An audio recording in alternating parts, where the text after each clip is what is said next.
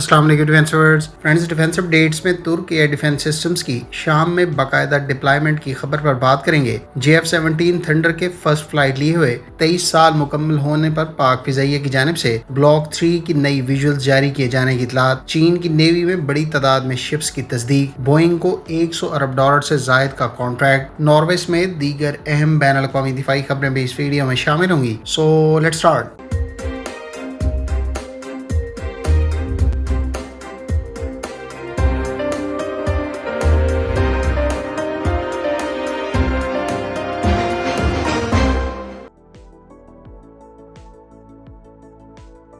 Friends, چین کی navy نے ایک اور type 54A guided missile frigate اپنے فلیٹ میں باقاعدہ شامل کر دی ہے۔ دلچسپ بات یہ ہے کہ اس نئی ٹائپ 54A فریگیٹ کو ہل نمبر 510 ایلوکیٹ کیا گیا ہے، جو اس سے پہلے ایک ٹائپ 56 کارویٹ کے پاس تھا۔ اس سے یہ بھی انڈیکیشن ملتا ہے کہ چین شاید اپنی نیوی میں ٹائپ 56 جیسی پرانی اور نسبتاً کم کیپیبلٹی رکھنے والی کارویٹس کو type 54A guided missile frigate سے ریپلیس کر رہا ہے۔ چینی سرکاری میڈیا کا مزید کہنا تھا کہ چین کی نیوی میں اس شپ کی سروس میں باقاعدہ شمولیت سے پہلے اس شپ نے کامبیٹ اورینٹڈ ایکسرسائزز میں حصہ لیا ہے، جہاں اس کے ریڈارز نے سمندری اور فضائی ٹارگٹس کو ڈیٹیکٹ اور ٹریک کرنے کے ساتھ ساتھ مختلف ویپن سسٹمز کو سیمولیٹڈ تھریٹس کے خلاف ریئل کامبیٹ سینیریو میں آزمایا ہے۔ اس فریگیٹ پر ہیلی کاپٹر ٹیک آف اور لینڈنگ کے علاوہ ریپلینشمنٹ اور ڈیمیج کنٹرول ڈریلز بھی کنڈکٹ کی گئیں۔ سب سے اہم بات یہ ہے کہ یہ ٹائپ 54A کی 46ویں شپ ہے جو چین کی نیوی میں باقاعدہ انڈکٹ کی گئی ہے۔ ٹائپ 54A فریگیٹ دراصل چین کی سب سے بڑی اور میڈیم سائز فریگیٹ ہے، جو اس وقت نہ صرف 3D ریڈار بلکہ لو آلٹیٹیوڈ ریڈار اور ٹوٹ ارے سونارز کے علاوہ اینٹی ایئر اور اینٹی سرفیس کے ساتھ ساتھ انڈر واٹر تھریٹس کو ڈیٹیکٹ اور ٹارگٹ کرنے کے لیے مختلف ویپنز اور سسٹم سے اکوپڈ ہے۔ اس شپ کی میکسیمم رینج 4000 نوٹیکل مائلز بتائی جاتی ہے اور یہ کوسٹل ڈیفنس کے ساتھ ساتھ آف شور اور فار سی اسکارٹ مشنز میں بھی استعمال کی جا سکتی ہے۔ خیال رہے کہ اسی شپ پر بیسڈ پاکستان نیوی کی تغرل کلاس فریگیٹس، جن کو ٹائپ 54AP فریگیٹس بھی کہا جاتا ہے، وہ 4 کی صورت میں پہلے ہی پاکستان نیوی میں سرو کر رہی ہیں، جبکہ چین ٹائپ 54A فریگیٹ کے بعد ٹائپ 54B فریگیٹ بھی متعارف کرا چکا ہے، جو اس کا ایک اپ گریڈڈ اور ہائیلی ایڈوانس ورژن ہے۔ فرینڈز، JF-17 تھنڈر، جس کو پاکستان اور چین نے مل کر تیار کیا ہے، اس کو آج فرسٹ فلائٹ لیے ہوئے 23 سال مکمل ہو گئے ہیں۔ JF-17 تھنڈر کے پہلے پروٹوٹائپ طیارے نے 25 اگست 2003 کو فرسٹ فلائٹ کنڈکٹ کی تھی اور آج اس کو 23 سال مکمل ہونے پر پاک فضائیہ کی جانب سے اس کے بلاک 3 ورژن کی فل ایئر ٹو ایئر کنفیگریشن میں تصویر جاری کی گئی ہے۔ پاک فضائیہ کے زیر استعمال یہ JF-17 تھنڈر بلاک 3 طیارہ full air to air configuration کے ساتھ 4 PL-15 very long range air to air missiles اور 2 PL-10 high off bore sight short range air to air missile سے اکوپڈ ہے، جبکہ بلاک 3 دراصل اس ایئر کرافٹ کا لیٹسٹ اور ہائیلی ایڈوانس ورژن ہے، جس کو active electronically scanned array radar, helmet mounted display system اور بہتر الیکٹرانک وارفیئر کیپیبلٹیز کے علاوہ نئے اور ایڈوانس ویپنز کے ساتھ اکوپ کیا گیا ہے۔ آج کی یہ تصویر صرف ایک ویپنز ڈسپلے نہیں بلکہ JF-17 پروگرام کے 23 سالہ سفر کی بھی عکاسی کرتی ہے۔ 2003 میں پہلے پروٹوٹائپ کی میڈن فلائٹ سے شروع ہونے والا یہ پروگرام آج بلاک 3 تک پہنچ چکا ہے، جسے پاکستان ایئر فورس اپنی جدید کامبیٹ کیپیبلٹی کا اہم حصہ سمجھتی ہے اور اس طیارے کو 2 ممالک کو ایکسپورٹ بھی کیا جا رہا ہے۔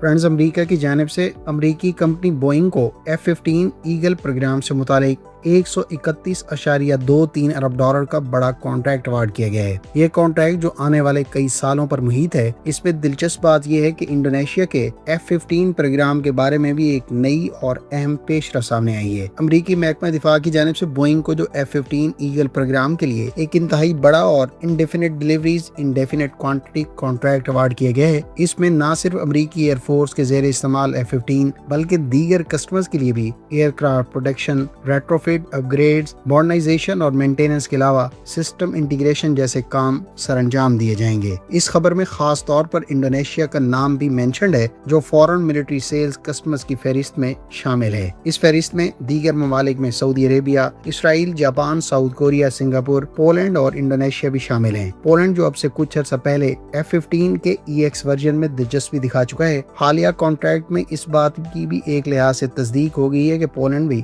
F-15 EX मार्क्स हासिल कर रहा है, जबकि इंडोनेशिया के हवाले से अब से कुछ अर्सा पहले 24 F-15EX को अक्वायर करने से मुतालिक प्रोग्राम को मनसूख किए जाने से मुतालिक इतलात सामने आई थी। ताहम हालिया कॉन्ट्रैक्ट में एक लिहाज से इंडोनेशिया के लिए भी F-15EX प्रोग्राम में वापसी की तस्दीक हो गई है। हालिया $131 अरब से जायद का कॉन्ट्रैक्ट 2030 की दहाई तक जारी रहेगा, जबकि इधर इंडोनेशिया पहले ही रफाल फाइटर जेट बाकायदा इंडक्ट कर चुका है और KF-21 जैसे दूसरे प्लेटफॉर्म्स के जरिए अपनी एयरफोर्स को मॉडर्नाइज कर रहा है। ऐसे में इंडोनेशिया की जानिब से अब एक मरतबा फिर F-15EX प्रोग्राम में वापसी यकीनी तौर पर इसकी एयरफोर्स को लॉन्ग रन में मॉडर्नाइज करने और दीगर कई तरह के twin engine multi role platforms को इंडक्ट करने के मंसूबे की भी अक्कासी करता है।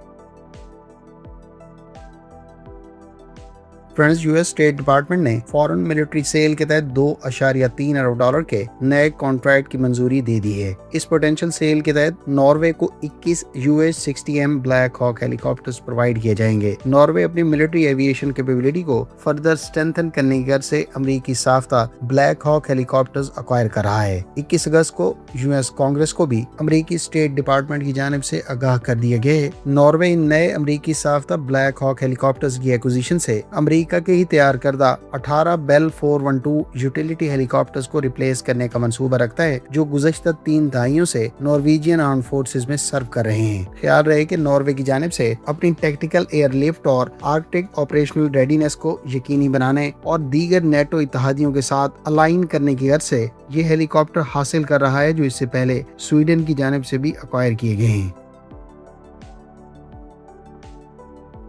फ्रेंड्स, बेलारूस के साथ जारी ज्वाइंट एक्सरसाइज में चीन ने पहली मर्तबा अपने Z-20K हेलीकॉप्टर को डिप्लॉय किया है। ये ज्वाइंट एक्सरसाइज, जिसका नाम डिवाइन ईगल 2026 रखा गया है, ये चीन और बेलारूस की स्पेशल फोर्सेस के दरमियान कंडक्ट की जा रही है और इसमें पहली मर्तबा चीन की जानिब से अपने मकामी सतह पर तैयार किए जाने वाले Z-20K हेलीकॉप्टर को डिप्लॉय किया गया है। चीन पहले ही इस हेलीकॉप्टर के मुख्तलिफ वर्जन अपनी आर्म फोर्सेस और पुलिस में इंडक्ट कर चुका है, जिसमें नेवी के पास Z-20 के मुख्तलिफ वेरिएंट्स के अलावा एयरफोर्स और स्पेशल फोर्सेस पहले ही हेलीकॉप्टर को मुख्तलिफ रोल्स में इस्तेमाल कर रही हैं।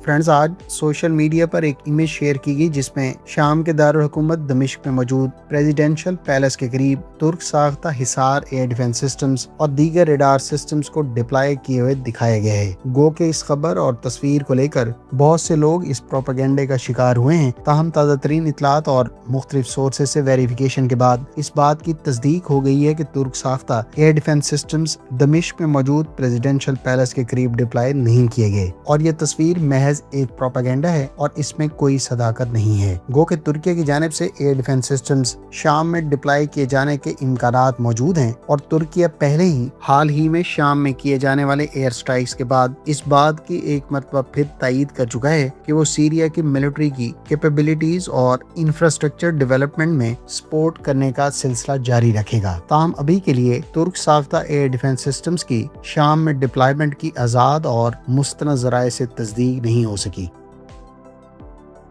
फ्रेंड्स, ये थी आज की डिफेंस अपडेट्स। उम्मीद है इस वीडियो से आपकी मालूमात में इजाफा होगा। मिलते हैं नेक्स्ट वीडियो के साथ। अपनी दुआ में याद रखिएगा। अल्लाह हाफिज। पाकिस्तान जिंदाबाद।